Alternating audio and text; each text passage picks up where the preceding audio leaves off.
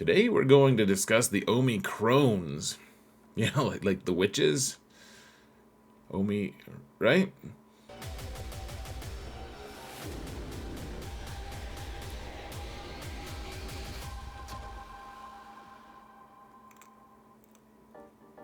Hello everyone, and welcome to another episode of Zareth Prevails. Today we're going to talk about the Omicrons that have come out since all the Naboo stuff. We've got a lot of Peridia stuff with some lotion mixed in, Luthen lotion, all the same stuff. So,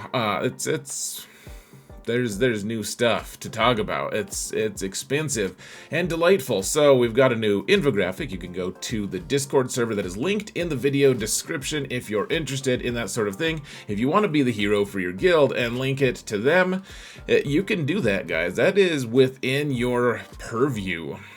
It's within your reach. Take it. It is yours. And while you're doing it, thank my patrons. You guys are amazing. You guys are amazing. Plus, that I don't know how else to say how awesome you guys are. I'm sure there is a better way, but amazing plus is what occurred to me. So thank you guys so much. Plus, and if you guys want to support this channel for free, all you gotta do is hit that thumbs up button, like, subscribe, comment. All of that stuff really helps boost these videos quite a bit, and it would be super appreciated. In fact, it already is somehow. So let's talk about these Omicrons, guys. There's a lot to cover, and I mean, they're not deleting Omicrons, right? There keeps being more. So let's here's the infographic itself. Let's get rid of my face for just a minute. I'm sorry for those of you who really care about that sort of thing, but this is what it looks like. We had to readjust a couple places because the Grand Arena Omicrons are starting to get pretty crowded. The Do It Soon group is just filling a third row, apparently, and the ones that suck for the PvE ones were also getting way too crowded at the very bottom. So we're doing stuff. Look at the bottom left of the screen, folks, for the explanation of what these are. Remember, what the purple ones mean, they're good. They're in that spot for a reason, but there is some reason to hold off on applying them until you've read what they've had to say, or listen to what I've had to say, for that matter, folks. Hold on a sec.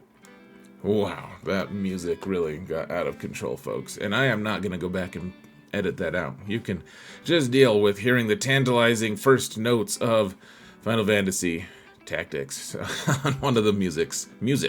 That's what it was. So anyways, folks, this is definitely a work in progress, and as always, I am not the sole arbiter of truth, despite what you guys like to think. So let me know in the comments if you disagree with stuff. And honestly, that there have been a few things I'll call out as we continue along, but there have been a few things that you guys did call out in the last video, and we've made the changes because it made sense to change them.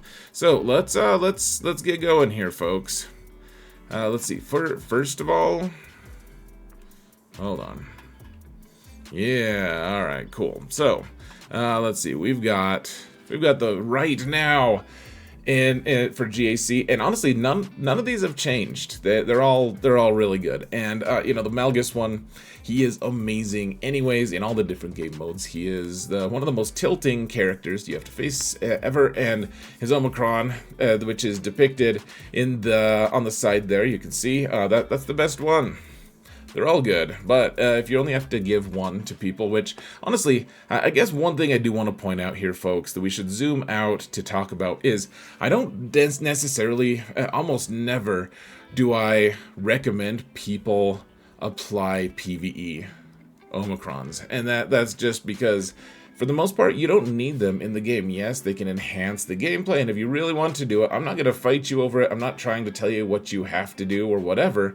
I'm just going to say that in terms of the most limited resource in the game, those are the ones you can do without the easiest, the best, because honestly, even if everyone in your guild applies all of those Omicrons, which please don't, but if you do, that you're not going to see a substantial increase in your output for the roster. You're not going to see a really substantial boost to all of your resources that you're gaining, and instead you're going to be falling behind in the other places that matter more. Territory wars is something that you should at least be giving thought to, even if your guild doesn't participate, because you never know when you need to find a new guild. Not to be grim, not to be negative, I'm sure your guild is the most kick-ass guild out there, and they would never abandon you or shake you loose or get stale and awful all of a sudden because something dramatic happened.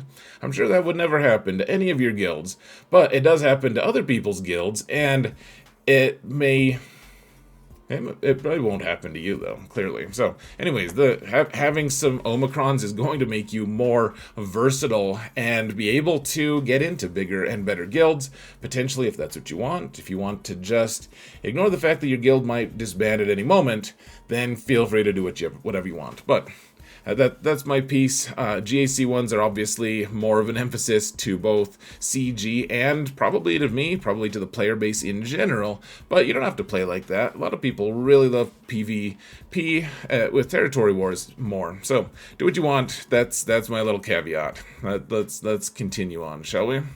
So, all right, the really good ones. Star Killers.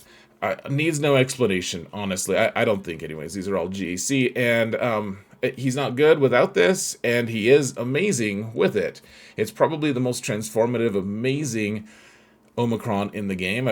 I would probably rank it at number 1. This list, by the way, is not ranked in necessarily in order. It's just, I probably should circle this in blue, honestly, because for new players, if you're going to get Star Killer early, this one is for sure one that you want to get. I just put out a video about that, in fact, and he's definitely one that you want to get the second you unlock Star Killer, so have one ready.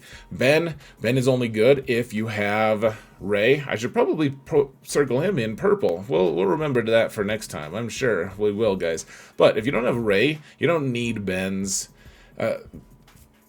Omicron. You don't need it, but this one does make her a huge pain to beat. This is what makes him really strong in GAC. And yes, Ray keeps aging a little bit more and a little bit more as we continue along on our merry ride, but it's still a really good Omicron. The Qui-Gon one, way better in the early game, but still pretty relevant in the late game. There's always going to be support for both Jedi and Galactic Republic, and both of them are really strong. And until we have only teams with a ton of Galactic Legends, essentially, like this is going to be a decent, relevant one for the vast majority of players. Now, if you're an endgame player and you still haven't applied this, I suppose you could make an argument to not, but otherwise, if you're mid-game or early game, this is a no-brainer, one of the first ones that you should apply, because you need all of those Galactic Republic Jedi anyways for various reasons, and this Omicron complements them extremely well. Now, Traya and Savage, they're both sandwiching that Wampa, and that they're both really good. The thing that I pointed out in my video recently was in early game, you can split the Traya team away from the Savage. Savage can just solo things on his own, and then eventually you'll stop being able to solo things with Savage because your opponents get better and it's tougher to get through their stuff, and then you can combine him with Traya, and it forms like a super team that is still relevant in the end game even today. Really nice combination, and both kind of overpowered on their own. Combined, they also are about the same level of overpowered. Frankly, they're just on a different level of playing field. So Wampa, really good in the early game. If you're going to work on him, you need him anyways for unlocking Luke. You need him to be relicked. So if you're going to get Jedi Knight Luke unlocked and you get Wampa to Relic 3, you probably want to put that Omicron on, especially if it's early or mid-game. Really strong in 3v3, and even in early game, 5v5, Wampa will tear your arms off, kind of Wookiee-like in that respect. Similarly, guys, if you have Reva, chances are you're going to have other Inquisition. Now, I'm the exception to the rule. On my alt, I have a Relic Reva because my guild is awesome. I am not, and therefore I didn't get the rest of the Inquisition, but I do have a Relic Reva. Don't apply it in that case. But otherwise, if you have Relic Inquisition and you have Relic Riva, then absolutely this leadership Omicron, I think that's what it is the best one for you. The Death Mark one is really, really strong. Bane is a really good character, and in GAC, he's one of the top 5 characters. We've fought about that in one of my top 5 tier list Thursday videos recently, but he's a top 5 in GAC character, for sure. No question on that. And he is, this is the one that just boosts him even farther. It gives him a lot of really cool stuff, and it is absolutely recommended for maximum destruction of your foes. There are other ones that are also okay for him, at least one other one that's okay, but watch where you're applying, guys, because this one's good. The other ones are significantly less good, and the one that is really good for Queen Amidala is the one that summons her protector, her person, her decoy, and it does other things too, but it's pretty good. Her other ones are optional, I would say, but that one is kind of just not. All right, to the next level, tier level here. We can't go through every single one of these guys. So, Star Killer, this is the one that dispels all this stuff. Pretty dang good. The Ben one, I think this is the one, I forget now. You just have to match it, folks. These are all of the Ben ones are pretty good. It's fine. The Dash one, I keep thinking maybe we should downgrade this one a little bit. I love it, and early game it is really strong. But you need Vendor Chewy, and Vendor Chewy's not required for anything. Dash is required, but you have to, like, Vendor Chewy, yes, he's easy to get, he's easy to gear, but so is, like, a lot of characters are, and there's so many characters out there. Like, do you really need one more character that you have to relic? I'm not sure.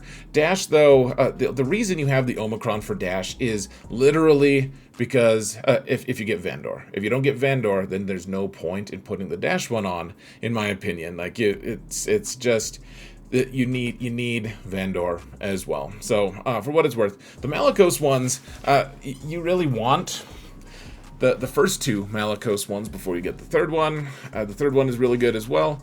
And honestly, it's one of the most expensive teams in the game, because right next to it is Seer, and Seer is also part of that. Like, you need 4 Omicrons to make that team good, and then in 3v3, if you want it to be extra good, you put 3 Omicrons on Starkiller, and it becomes a 7 Omicron team with 3 characters, which is obnoxious and ridiculous, and you don't really need that many of them, but, I mean, you kind of do. You kind of need all of them. And then in 5v5, that disperses a little, because Starkiller doesn't typically go with Malicos, because you have to have, like, actual Sith and Jedi, which Malicos, he's kind of an elitist. He's like, I like Ufus and no one else, which is fine, honestly. But that team is expensive. If you want to get the most out of Malicos, and he is killing Galactic Legends pretty consistently, and he's supported by Datacrons very consistently, then you probably do want to consider at least getting at least a couple of those Malicos ones, and definitely the Seer one. It's a tricky thing. So the Bane one, as promised, that's the other decent one. And then there's one Bane one that I just say don't supply, probably. So the Gungan ones, this is something that you guys pointed out, and I do apologize. I think I got them in the wrong order last time. So all 3 of them are good, and they shut down a lot of different things. I'm curious to see if we're going to downgrade any of the Jar Jar ones once all of the really good Gungan Omicrons go away. I'm really not sure how what that team's gonna look like, and we just can't know yet. But one thing I will say, those GAC Omicrons, they're all almost exactly as good as each other, but if I had to rank them in order of which ones I would place first, this would be the order. This is the only time that I've really placed them in order, except for the Luthen-crons, which are in a different ranking area, but they also are in order of which ones I would place first. So those are the Gungan ones that I would place first. They're all decent. You're not going to make a huge mistake by skipping one over the other, but those are all the ones that I would place in order. Let's see, the Fish one, Anchor Santin, those are both pretty good. Fish being the high grade fish there, guys, with Radis, with Afra. That one is so good. If only it was more than just 5v5. It's so sad that, like, she's already such a luxury character, and her Omicron becomes such a luxury one. It is a very strong one, which is why I ranked it so high. And if you have a functional, strong Afra team, you're not gonna hurt yourself too bad by applying that Omicron. It's just she's kind of letting the world's passing her by, and it's a little bit sad to see. Yeah. So Riva ones are never bad. The Zori one, you almost. Like, it's just such a strong team without it, but it's even stronger with. The Bogotan one's really good. Drogon might belong if he wasn't with a Galactic Legend or with like he's one of the highest demand characters in the game, because even if he's not with Leia, he can go with all the different Rebel fighter teams, and he just adds a ton, like that stun on basic, and he does a ton of damage with it. Really strong stuff. So the thing is, he's I talk about one ability, but his Omicron's on a different one, and it's not the strongest one, but the thing is, you're going to use him so often, and the high volume of use that you get from that Omicron is going to make it a little bit more of a priority, just because I can't contemplate a GAC in which he is not used, and so therefore you want that Omicron just to get that little extra boost to everyone. You also have Bo-Katan here. I would say the first one you want with Bo-Katan is the Revive. You absolutely need that Revive one. That's her leadership. And then the one right after it, the one next to that, is the Ignore Taunt one. That one's also really nice. So I guess do those in order as well. The Captain Rex one is really good if you're going to put him on any number of the teams that he goes well on. He goes well with clones. He goes well with Phoenix. He goes well with Rebel fighters or Leia. Lots of teams have him in demand, and that's why he's also circled in blue. Marin, similarly, the thing I like about Marin and the old school Night Sisters team is you don't need him relicked. Like, put that Omicron on her when she is like gear 8, and it's still amazing, and you can do a lot of stuff. You can get up to the point where you're countering at least one Galactic Legend, but you're also able to take out a lot of the side stuff, and early game, it's amazing. Mid game, it's amazing. Even late game, you find some good uses for it, and it's supported with Omicrons as well Datacrons from time to time, so really strong stuff. Now, I have Shin Hatti, on this, as well as Morgan. So Morgan, I think she's not quite to the auto place thing. The Great Mothers team does look very strong, and at the end of the day, maybe we'll want that Morgan one for sure. But I would say if you're going to prioritize the Great Mothers, yeah, it's not a bad thing to throw it on Morgan, but it's not also something. It's not along the lines of Savage. It's not something. It's also, most people don't have Great Mothers farmed up yet, and we just don't know exactly what the impact on the full meta is going to be, so we put her there. Also Shin, we don't know how Balin's going to be, and so a lot of times best to just wait to see how Shin impacts things. And actually, she should be over in Territory Wars, shouldn't she? Hold on a sec. Okay, well, we can't save the video itself, but I did save the infographic, so we'll get a lot of fun questions in the comments, which will boost our engagement. So win-win, right?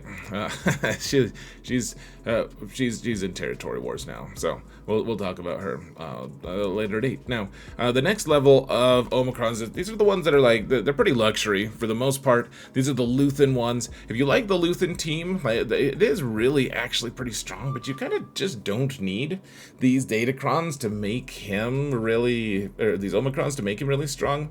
These are the order that I would put them in, but I don't. Do you really need them? Maybe if you want to kill Galactic Legends with that team, like your chances are gonna be boosted by adding them to Luthen. But there's so many other good characters and teams that are just like, you kind of need your Omicrons for other places right now, right? Like Balin's gonna come out, he's gonna have 3, and Ezra's gonna come out. You probably want 3-ish for him because of Ahsoka, and like that. I only have 3 right now anyways. I don't know how I'm gonna be able to apply. Like, I haven't applied them to the Great Mothers yet. There's just too many Omicrons right now to apply, to just be applying them to Luthen willy-nilly, and I don't use that phrase lightly, folks. In fact, I hate it. So otherwise, these other ones, we've talked about them a lot. We can just kind of move along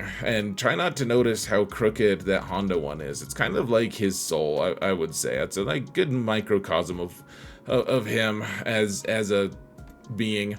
So otherwise, I would say we really shouldn't spend a lot of time talking about these worthless crons, really. Like I feel like it's fairly self-explanatory, but the one thing I will say, folks, is just be careful when you're a new player and you really want to apply that Chirpa one because you think you have a ton of extra Omicrons, and you may as well because you use Ewoks all the time and you had to work on them for C-3PO, and you want to get more out of your investment. And I would just advise just pumping the brakes and never doing that ever. Like, pumping the brakes as hard as you can, like slamming on the brakes, is probably the more accurate way to phrase it. I should mention, folks, just rewinding just one back, as far as Night Trooper goes. Right now, he's in this slot of kind of neat. It's okay.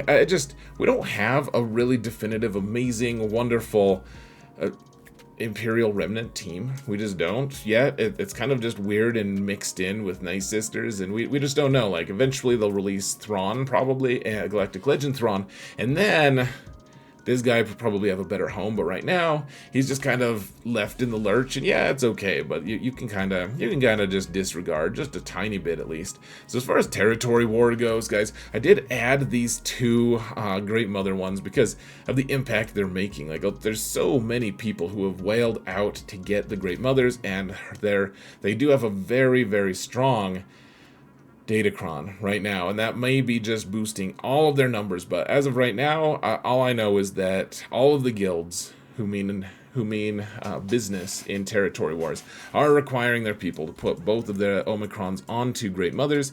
It is they're both really strong. If you read about them, strong characters are going to remain strong, and even once their bespoke Datacron is gone, I do believe that this team is going to be making noise in the meta. So for right now, this is where they go. We'll have to make adjustments as time goes along, but the other ones, Juhani is really good if you want to transform that Starkiller team. People have been telling me that the Mara Jade one isn't as good. We can have that talk. I think early game, especially if you're going to make an impact, like the thing that's weird about it is the Mara Kron typically is going to go she's going to go with Juhani a lot of times, at least early game, and so you're kind of double dipping. You're making that Starkiller squad extra good, and then Starkiller you're applying at least one for his GAC, and you're kind of super investing in a squad that isn't even Galactic Legend, and it's not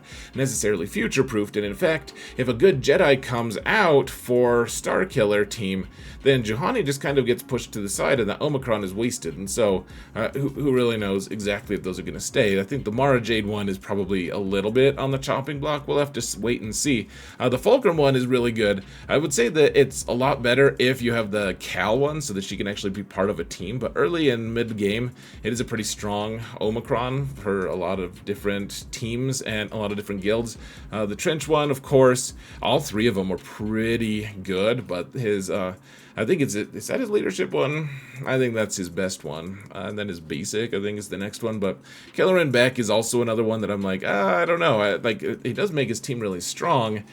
Is it going to be transcendent? Continue to be transcendent? I think it's pretty good. Is it the very, very top? I don't know. I do think that the Grand Inquisitor one is going to maintain its spot at the top, because if you have good Inquisition and he gets first turn, there's always going to be Jedi in this game, right? And he's just going to be able to snipe out one of them instantly.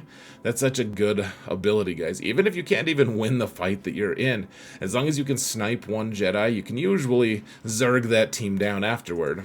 In theory, I know that the anathema to the top territory war guilds, but to the lower territory war guilds, that's a somewhat viable strategy, at least. So the next level we do. Oh, whoa! Look at that. There's Shin Hatti there. Wow, what? How is she there, man?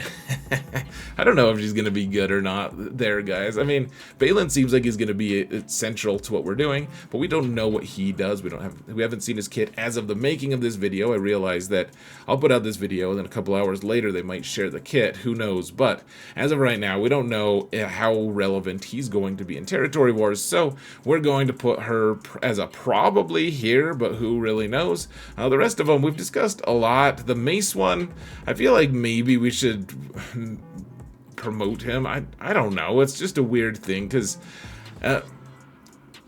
you don't want to over prioritize, and he is just such a support character in that role. Like it is very strong, getting all that Shatterpoint out, reducing all of the stuff, the defense and health and stuff from every single character. It is very strong, and sometimes I feel like people overstate how strong it is. Sometimes, like it is very strong, and he goes on a lot of different teams. And so, should he go on the top? I'm not sure. Like a lot of these characters, it's like, well, yeah, they're all really, like, if you're going to be playing Territory Wars really seriously, I think you're gonna want basically all of these. Maybe we kind of just cut the Scion of Django, Boba Fett ones out a little bit. I don't know, but it does seem like you're gonna want these. You're gonna want these if you're taking Territory Wars really seriously. The top ones, it's like, well, even if you're not, if you're casually playing Territory Wars, like, those are good ones. These ones are like, I think it'd be tough to find a serious Territory War player without all of these. The one on Hera, maybe not. Who knows? Who really knows? But you know, they're all good. They all are very good.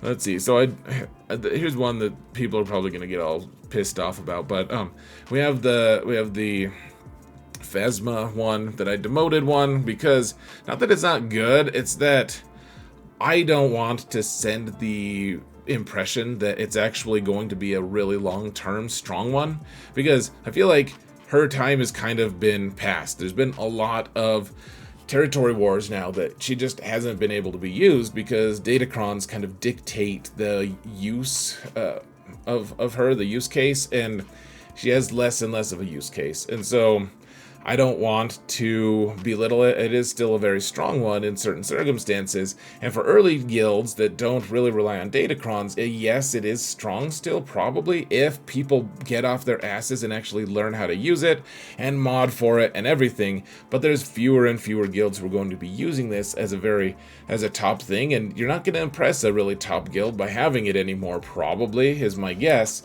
because they're not going to be able to use it. We have the Death Trooper Peridia here as well on this tier, because I think honestly it's because there's not a really conclusive, amazing Imperial Remnant team right now that's going, like, he doesn't add like a ton to it. It's kind of like the Scandocron, which happens to be in the same group. Yes, it can contribute to a good team, but it's not going to contribute enough to warrant a crazy level of priority for it. So we're kind of downgrading him to there. You guys can let me know. The Territory War gang are never shy about the things I get wrong. So all right, for PvE, folks, we're not going to spend a lot of time on this. Yes, the gun, is it the Phalanx? The one that is up top, the Omicron for this one. Yes, it's great, and it's only 10. It's wonderful, and it only costs 10 Omicrons, and then it's going to be really bad, really stupid to apply, like the dumbest thing ever, once the Naboo raid ends. And honestly, once we get to a certain point where we're gonna have to start working on a new raid and learning new stuff for that raid, then this one will also start plummeting. But for now, this is the top dog. It's the one, it's the only PvE one that I'll apply right now. I applied the Boosh one. I skipped the raid ones tend to be worth the headache, right? Like, worth it to prevent the headache. You don't want to be in that raid resetting all the time. This one makes it so that guns, you just coast through, easy peasy, just really, really easy stuff. And it's worth not having a headache, right? So similarly, we have these ones on the bottom. I did promote Finn here because people have so consistently said, if you really want to play like fun TB, like an impactful TB, and have all these teams that are relic 8 or Relic 9 or whatever, people say that that OG Finn is the best, like one of the best ones. It's super easy. You get you can get through all the different levels if you have enough Relic levels for it. How many people have a good enough Relic resistance team to support Finn to the point where you really benefit from that? Like, how many people get him all the way up to Relic 8 or Relic 9? It's not that many, and you don't need them anyways to get good scores. There's tons of videos out there on how to beat these teams. There's more and more Galactic Legends that make these guys unnecessary. The Jedi Cal and the Kyle Katarn are also, they're fine. Like, I think that those are the two ones that I would choose. I wouldn't choose the OG Finn, frankly, but to each his own. The Cal one is nice, at least, because it makes the Omicron, or not the Omicron, the GET2 battle that they have to do, the Zepho unlock. It makes that one way more consistent, so that one's good. The Kyle Katarn one is good because he goes on so many different teams that are in demand for Rise of the Empire. Like, he goes on the Rebel Fighter teams, he goes on Jedi teams. There's just a lot of teams that he can join. Now he's gonna go on mercenary teams as well, so that'll be interesting. Not too interesting, but partially interesting. Cal, I guess, will be. Is Jedi Cal? I don't think he's is he the mercenary? I don't remember which one is the mercenary. Anyways, the rest of these are all just kind of garbage, folks. Don't apply them. Yeah, I would have Merrick somehow. Whatever, man. Just apply what you want. I don't care. Don't tell me about it though, please. And I think that's it, folks. There are a lot of worthless PvE ones. I always get excited when CG says, "Hey, there's a new PvE one. You should apply it," because then I'm like, "Oh, this is wonderful. I don't have to apply it, and it's not going to impact me." So, anyways, folks, that's it. I think. Let me know what your thoughts are. Am I missing any? Should they be in a different spot? The rankings are, of course, just my opinion, and of course it's the correct opinion, so there is that. But beyond that, respectful discussion in the comments is very welcome, guys. Thank you all so much for watching, and remember that in all things I hope you prevail, and me. I already prevail though, so take care.